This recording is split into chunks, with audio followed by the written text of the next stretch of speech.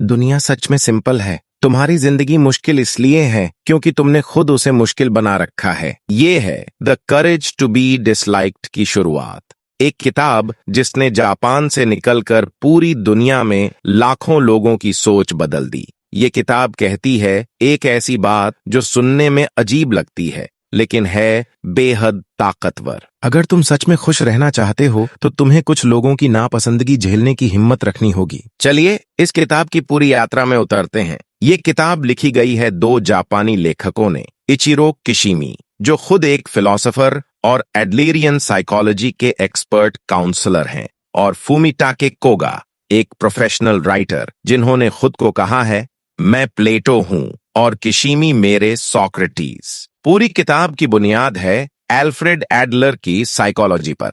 Adler को psychology की दुनिया में तीसरा दिग्गज माना जाता है फ्रॉइड और युंग के साथ, लेकिन उनका नाम उतना मशहूर नहीं हुआ जितना उनका काम असरदार था। किताब का फॉर्मेट बहुत यूनिक है। ये एक कहानी नहीं बल्कि एक जवान लड़के और एक फिलोसोफर के बीच 5 रातों की बातचीत है। हर रात एक नया सवाल लेकर आती है और हर सवाल के साथ पाठक की पूरी सोच हिलती चली जाती है। चलिए इन 5 रातों में एक एक करके चलते हैं। पहली रात। ट्रॉमा जैसी कोई चीज नहीं होती। पहली रात की शुरुआत एक धमाके से होती है। फिलोसोफर कहता है तुम्हारा अतीत तुम्हारे आज को कंट्रोल नहीं करता। लड़का हैरान हो जाता है। वो कहता है लेकिन मेरा बचपन खराब था, मेरे साथ बुरा हुआ इसीलिए मैं ऐसा हूं। यहीं एडलर की सबसे क्रांतिकारी बात सामने आती है। एडलेरियन साइकोलॉजी फ्रॉइड की सोच के बिल्कुल उलट है। फ्रॉइड कहते थे तुम्हारा पास्ट तुम्हारा प्रेजेंट तय करता है, कॉज एंड इफेक्ट या इटियोलॉजी।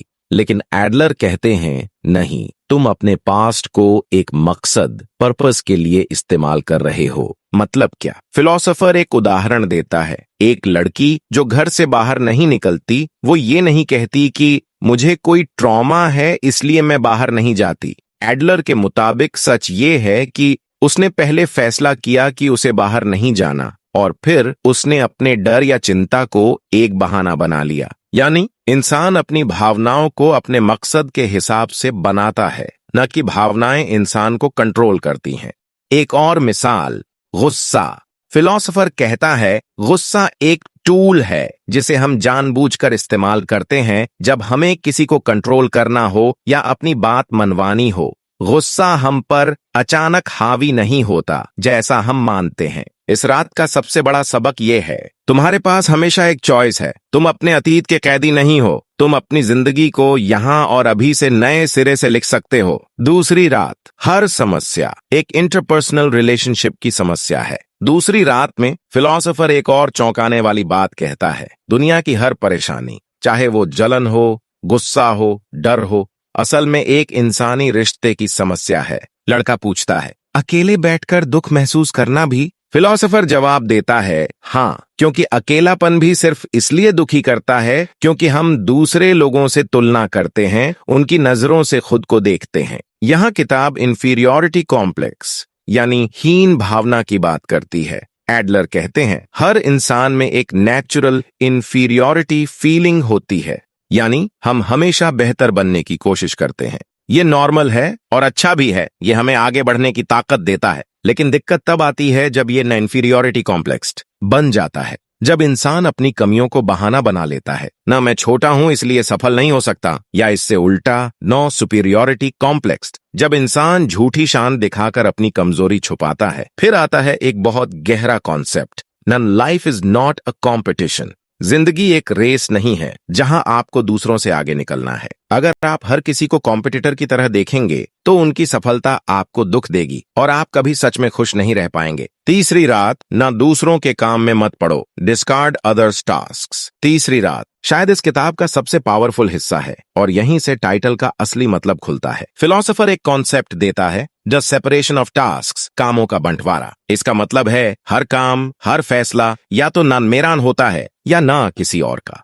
और असली परेशानी तब शुरू होती है जब हम दूसरे लोगों के काम में दखल देते हैं या दूसरे लोग हमारे काम में दखल देते हैं। एक उदाहरण, अगर आपके माता पिता चाहते हैं कि आप पढ़ाई करें तो न पढ़ाई करना आपका काम है, आपको पढ़ाई करवाना उनका काम हो सकता है, लेकिन आपके फैसले को कैसे लेना है ये सिर्फ आपका काम है। अब सबसे बड़ी बात, फिलोसोफर कहता है, तंद अगर कोई आपको नापसंद करता है या आपके किसी फैसले से नाखुश है तो ये उनका काम है, आपका नहीं। यानी आप कैसे जिएं, ये आपका काम है। लोग आपको पसंद करें या नापसंद, ये उनका काम है। इन दोनों को अलग रखना सीखो। यही है इस किताब का title, the courage to be disliked, यानी नापसंद होने की हिम्मत। क्योंकि अगर आप हमेशा हर किसी को खुश रखने की कोशिश करेंगे तो आप कभी अपनी असली जिंदगी नहीं जी पाएंगे। आप बस दूसरों की उम्मीदों को पूरा करते रह जाएंगे। फिलोसोफर एक कड़वी लेकिन सच्ची बात कहता है, ना तुम दूसरों की उम्मीदों को पूरा करने के लिए नहीं जी रहे और दूसरे भी तुम्हारी उम्मीदों को पूरा करने के लिए नहीं जी रहे।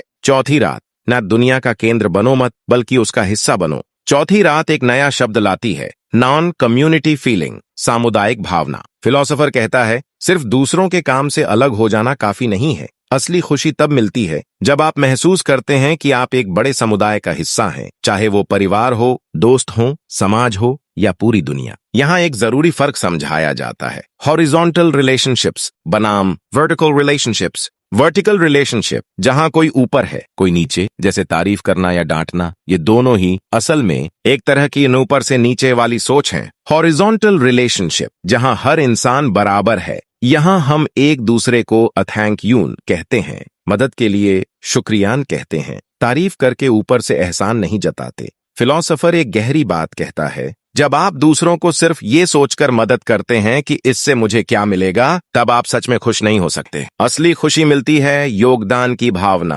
कंट्रीब्यूशन से। यानी जब आप महसूस करते हैं कि आप किसी काम के हैं, किसी के लिए मायने रखते हैं। पांचवीं और आखिरी रात, यहाँ और अभी जीने की हिम्मत। आखिरी रात में फिलोसोफर एक आखिरी और सबसे गहरी बात कहता है, जिंदगी एक लकीर नहीं है जो कहीं शुरू होकर कहीं खत्म होती है। जिंदगी छोटे छोटे पलों की एक सीरीज है, जैसे डांस के कदम। हर पल अपने आप में पूरा है। इसका मतलब है आपको अपनी पूरी जिंदगी का एक बड़ा मकसद या मंजिल तय करने की जरूरत नहीं। आपको बस इस पल को पूरी ईमानदारी से जीना है। फिलोसोफर एक आखिरी चेतावनी भी देता है, ये रास्ता आसान नहीं है। दूसरों की उम्मीदों को नजरअंदाज करना, अपने फैसले खुद लेना, कुछ लोगों की नापसंदगी झेलना, ये सब हिम्मत मांगता है। लेकिन किताब की आखिरी लाइन का मतलब यही है, हमारे पास काबिलियत की कमी नहीं है, हमारे पास सिर्फ हिम्मत की कमी है। सब कुछ हिम्मत पर आकर टिकता है। तो दोस्तों, यही थी the courage to be disliked की पूरी यात्रा। इस किताब का सार सिर्फ एक लाइन में कहें तो, आपका अतीत आपको बांध नहीं सकता, दूसरों की राय आपको कंट्रोल नहीं कर सकती। असली आजादी वहां से शुरू होती है जहां आप ये कहने की हिम्मत रखते हैं, मुझे नापसंद किया जाए तो कोई बात नहीं। अब सवाल आपसे, क्या आप किसी को नाराज करने से डरते हैं? क्या आप अपनी असली जिंदगी जी रहे हैं या बस दूसरों की उम्मीदों को पूरा कर रहे हैं? कमेंट में लिखिए, आपकी जिंदगी में सबसे बड़ा डर क्या है जो आपको नापसंद होने से रोकता है? अगर ये वीडियो आपको कुछ नया सोचने पर मजबूर कर गया तो चैनल को सब्सक्राइब कीजिए, बेल आइकॉन दबाइए, क्योंकि ऐसी जिंदगी बदलने वाली किताबें अभी और आनी बाकी हैं। मिलते हैं अगली किताब के साथ। तब तक के लिए हिम्मत रखिए और अपनी असली जिंदगी जीना शुरू कीजिए।